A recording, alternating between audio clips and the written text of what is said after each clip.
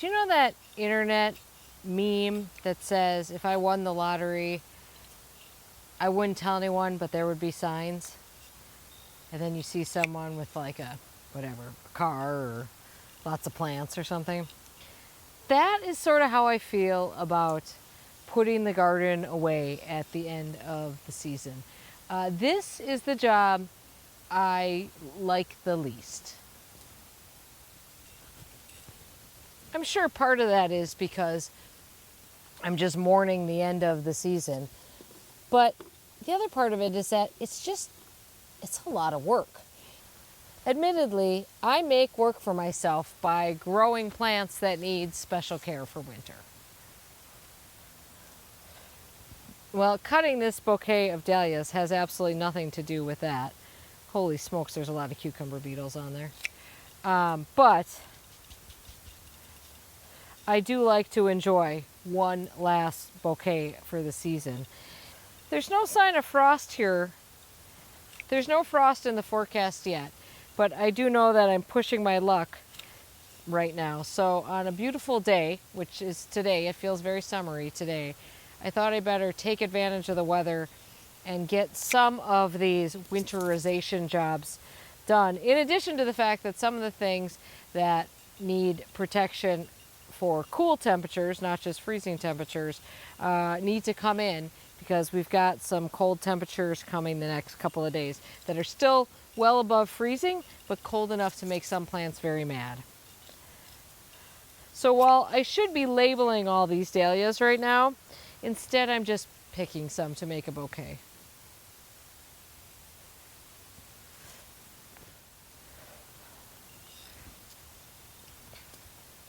I'm also just feeling the need to neaten things up because since I was gone for a little bit, nothing was deadheaded and things flopped and it all looks a little disheveled right now.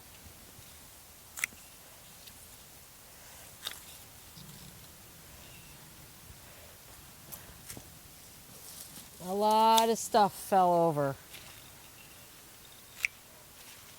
And I'm not inclined to go pick up dahlias at this time of year and stake them back up because their days are numbered.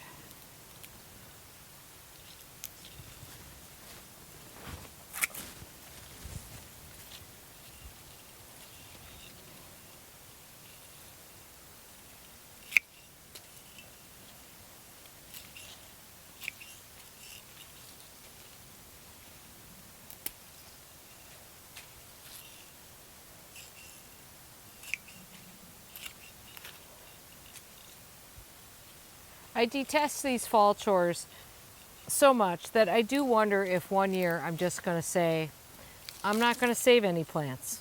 And that's going to be the end of that. Because, you know, the garden is tired and so is the gardener. And I know many of you can relate. I'm rethinking the dahlias in this front border by the house for next year. And we'll see what happens over winter. But I am thinking about bringing back this little guy for sure, Buttercup. He started blooming later than I thought he would, but everything did. So I'm not going to blame it on him. I'm going to blame it on the year. And he started blooming later than I expected him to, but so did every other dahlia in this garden. And he is just so cute. Tall, but cute. So if any dahlias make it back to this border next year, I think it'll be that one.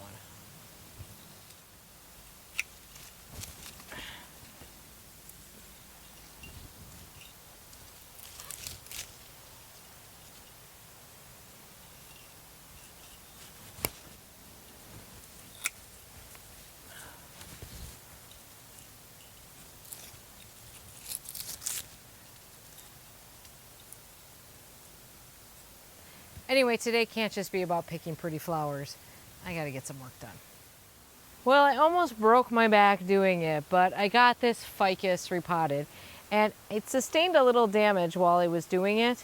So I'm actually gonna prune out this branch right here because it's rubbing up against this one and I think that's just gonna keep happening. And I don't think we need it anyway. So get rid of this. Certainly opens it up, doesn't it? Get rid of some of these guys. Some of this is just stuff that's already been cut out. Okay, so the story of this ficus. The only reason that I put up with this beast, carrying it in and out of the house twice a year, repotting it like I just did, breaking my back in the process of repotting it, is because this was my grandmother's ficus. She died, I think, 13 years ago. She had it in her living room, from what I can tell from pictures and memory, for probably at least 20 years. And when she passed away, there was no way I was going to leave this ficus that she actually used as a Christmas tree. She'd tie little bows on it. There was no way I was going to leave this ficus behind. So I grabbed the ficus, and now the ficus, poor thing, has to live not a great life with me because, as I've mentioned, I'm not great with taking care of plants that live in the house. So this is not the time you should be repotting your house plants. That's really something I think is better done in spring when they come out, but it had to get done. Repotting tends to encourage new growth, and you actually don't want to push new growth on houseplants at this time of year. You actually want plants to sort of go into kind of a semi-dormancy because there's just never enough light in the house. They're not going to get what they need. It's not like when they're outside for their summer vacation. They are not going to be happy in the house, and so the last thing you want is for it to have to support more growth. That said, sometimes you just got to do what you got to do, and it turns out it was a really good idea that I did it now. So first of all, I did not do this in spring because I meant to and I never got to it. So it was getting pretty crowded in the pot. It is never going to move into a bigger pot than this. This is as big as it gets to be. It's getting too big for the house, by the way. There's only one spot in the entire house where it actually fits from a height standpoint. So with much pain and anguish and pushing and shoving and cutting, we dragged this thing out of the pot. And I'm really glad I repotted it now because it was full of ants. It was quite dry in there. Somebody didn't do a good job watering this thing over summer, so we're going to have a serious talk with the gardener around here. But the soil was pretty dry, which is why I think the ants were in there. If the soil had been wet, I don't think we would have had that ant problem. But there were a lot of them, and I don't want those things in my house, so this was a good thing to do now. So basically, scraped off as much of the old soil as I could. In the process, scraped apart some roots and things. Basically what I did was some root pruning on it. That's how you kind of manage keeping something that wants to grow in the same size pot, is you got to root prune it. And a good idea when you root prune is to also prune the canopy, which I also did, which really needed it. I would have liked to take the height down a little bit more. I might still, before this comes in, we'll see if I get the chutzpah to do that. Because, like I said, it's a little too tall. But I did bring it in all around. You know, I'm always afraid to prune this thing. But then I think about in Florida, where Ficus benjamina is used as a hedge sometimes. And they take a hedge pruner to that thing. And they make beautiful, thick hedges. So clearly it would take fine to pruning. I just need to do more of it. So fresh new potting mix in there. Mixed in a little bit of biochar, but not a lot. That kind of helps with some consistent moisture, which clearly was an issue here, although again, it's a watering problem. And had to raise it up in the pot a little bit, which is a much better look in my opinion, but also it was just running out of room in there. Cut back the canopy. Here's the problem with this plant. Almost every year I get scale on it. Last year I handled it quite well. Actually, it was the best year ever that I've had inside with it by using a systemic insecticide specifically made for houseplants. I'll put a link to it below for you. It's a bonide product, and you got to be careful with it because this is a serious one. But it kept it from getting scale. That said, when I was pruning around on this, I started noticing on the top, some sticky branches. That's a really good sign that you got an insect problem. And sure enough, I actually found a little bit of scale. Cut a lot of that off. I will use that systemic houseplant mix again. However, if I recall correctly, when you use that, they want you to water it in, and then they don't want you to water the plant for, I think it's like 2 weeks or something like that after it. So this needs a lot of water right now because obviously I just repotted it. So not a good time to do that. So we'll get it in there once it gets settled a little bit, then I'll use that. In the meantime, I am spraying it, and frankly everything that's coming inside with insecticidal soap. So I've already I've been spraying this actually. I started a few days ago. I think you're only supposed to do it once a week. So I probably shouldn't have done it again today, but I did. It's got to come inside tomorrow night. If you're really doing houseplants right, you want to bring your houseplants in when the temperature outside is about the same as the temperature inside to kind of lessen the change for it. And as you might know, that ficus benjamina is a huge drama queen about getting moved. A lot of times they'll drop like all their leaves. There will be a large leaf drop that happens, I'm sure. Anyway, this guy is special, and that's the only reason why a plant that causes me to have to go through all this trouble gets to stay in my life. It's pretty too, but let's be honest, it's not here because it's pretty. It's here because it's got sentimental value.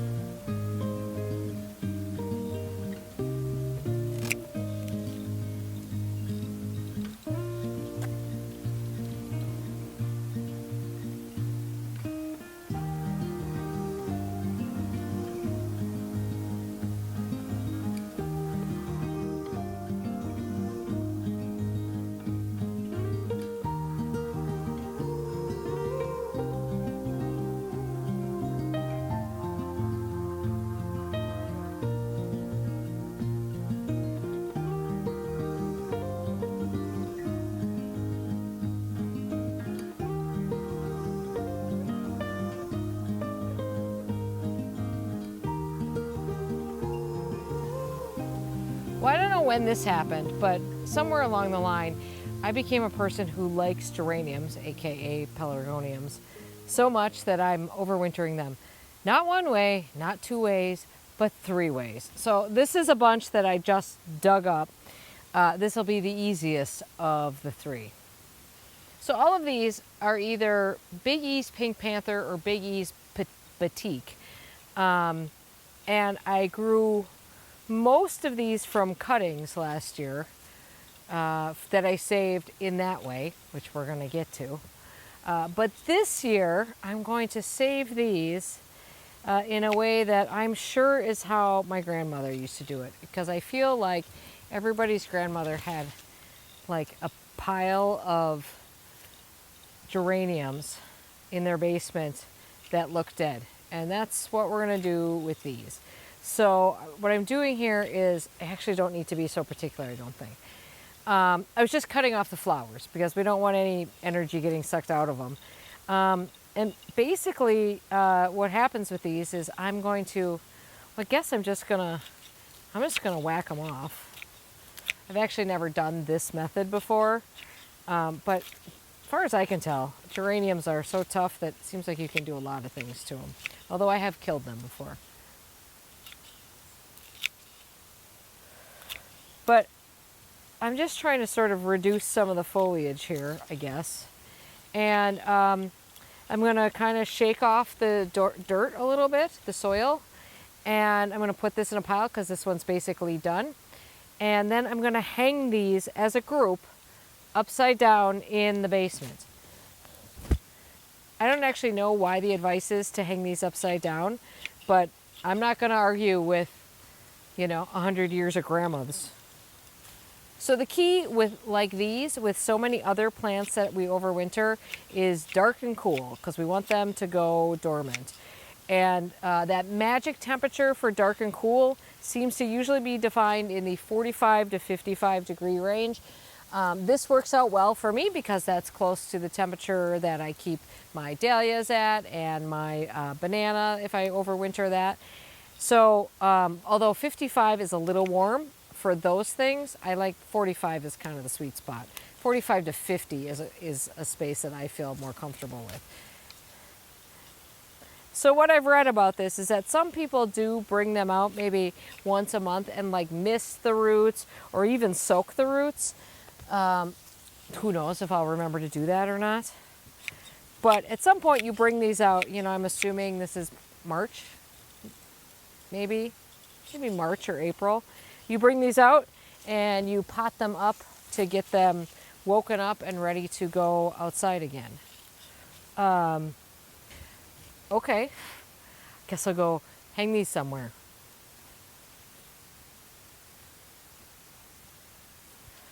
Maybe the paper bag thing makes more sense. Either way, these will go in the basement now, I guess.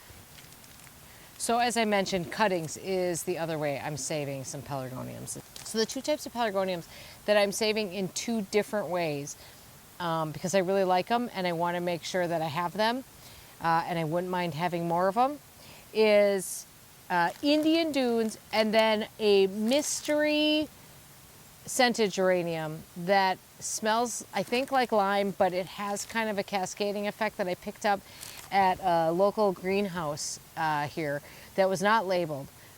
And this greenhouse tends to carry these little oddballs, and they make really cool mixed containers. And a lot of times they have these plants and they don't label them because they're making mixed containers for clients and their clients don't care what's what. So sometimes you can kind of find their scraps, or you can kind of go into their area and you can kind of ask really sweetly if you could have a little something. And I really liked this one. The form of it I thought was so cool as a trailing element. And I can't count on finding that again, especially since I don't know what it is. So I took those cuttings while I was cutting them back to pot both of them up. They are pathetic looking houseplants. That is actually, to me, the hardest way to grow them is as a houseplant. I just feel like I'm just such a neglectful houseplant grower. Plus, they got quite rangy because they were in the pot with a banana. There was a lot of competition in there, so I've had to cut them back to a pretty ugly situation. So this is the backup plan. I actually feel like this is a safer way to do it than that way, but I want to have it both ways. This is a bigger pot than I would normally do cuttings in. Normally I do cuttings in smaller pots. I have some really nice terracotta pots that are perfect for cuttings, and I can't find them. Gosh only knows where they went in the melee of spring. So I've already added just regular potting mix here, and I've already moistened it. Moisture's kind of key with cuttings.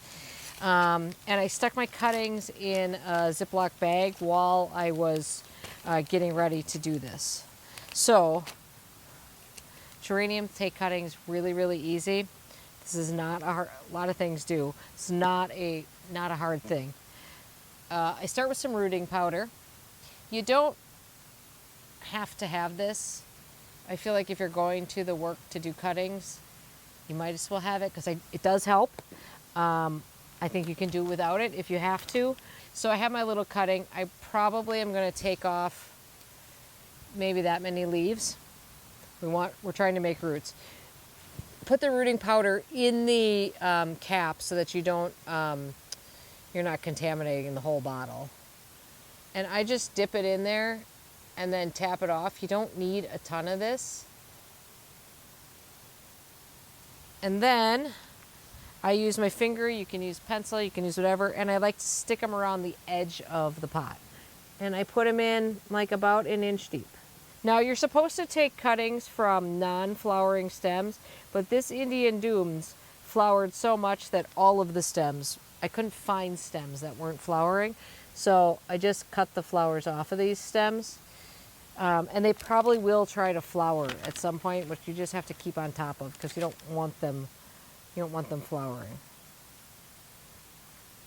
Because you don't want them putting that effort into making a flower. You want them to grow roots. And then once they have enough roots to get established, you take them out of this, transfer them into their own pot. And then you want them growing on to get nice and big before they think about flowering again. And if you see that they start wilting or something, you can pull some more leaves off, or you can even cut leaves in half if you like. And then here's my sad Indian Dunes, which is not as sad as the mystery geranium, which is really not fit for anyone to look at.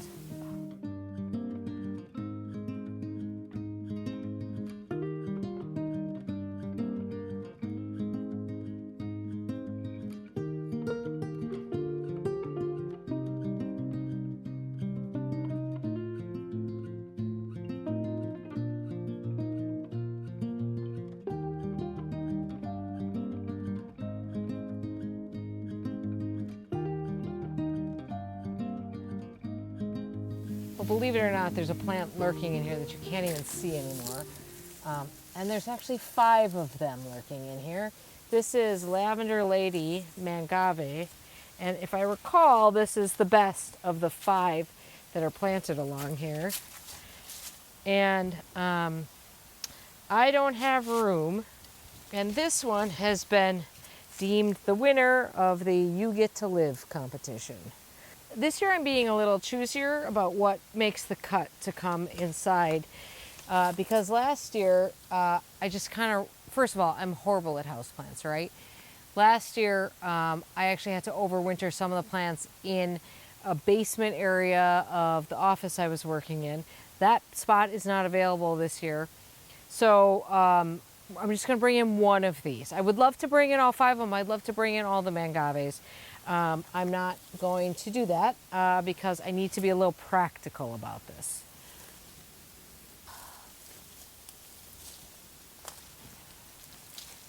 There she is. See, that is a reasonable size to be able to actually pot up. There's a pup over here too that I could break off. Maybe I should leave that on for winter or take that off, but here's a little pup. Ooh, and a slug.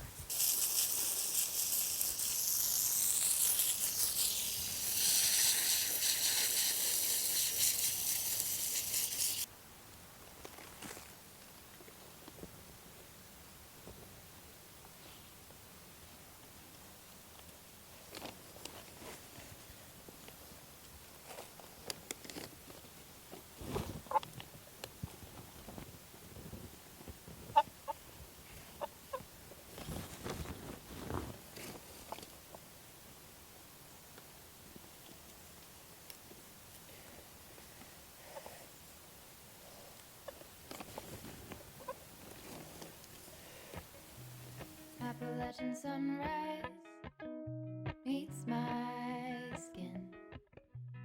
Even with my eyes still closed, I can feel it coming in. Golden, golden, I'll follow only golden, golden, golden, golden things.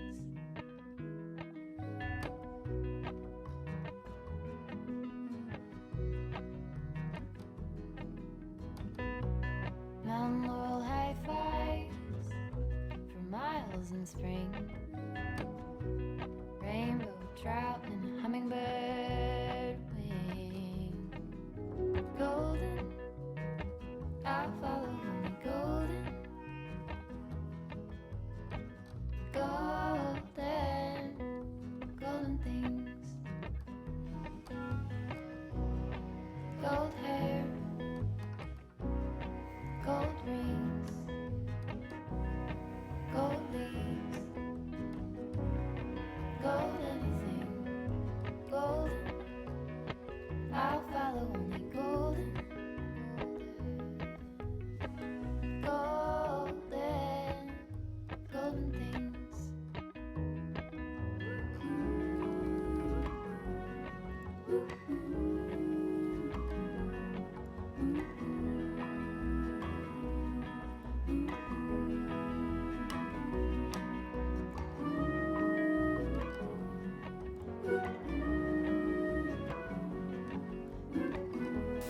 One of the things I love to do is harvest as much basil and parsley as I can scrounge together in the garden, and this year there was quite a bit of it, and freeze it. I actually just wash it really well, dry it in the salad spinner, dry it with paper towel. I make sure it's really, really dry. And then I just put it, the whole leaves, in a Ziploc bag, and I roll it into a really tight little log. And then I put that in the freezer, and then I just slice off of it when I need it. Now, of course, it's not great for use on cold dishes, but it works great for any sort of garnish on top of a hot dish or in a soup or a stew for flavoring things or any kind of sauce.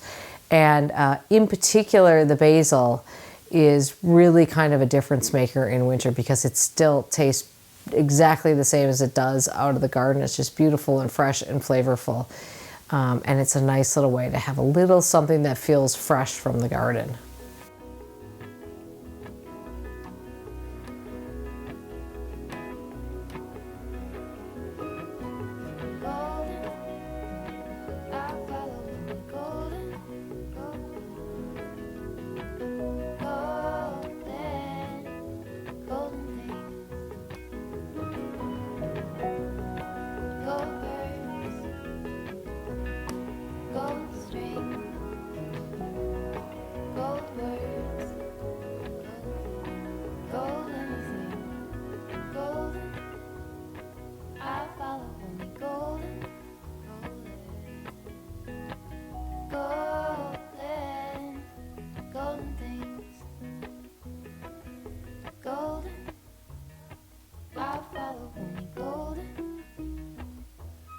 Well, one weekend of getting ready for fall, one day in the 80s, another in the maybe 50s, from shorts and a t-shirt to a puffy coat. I guess this is the reminder of why I'm working on this stuff now.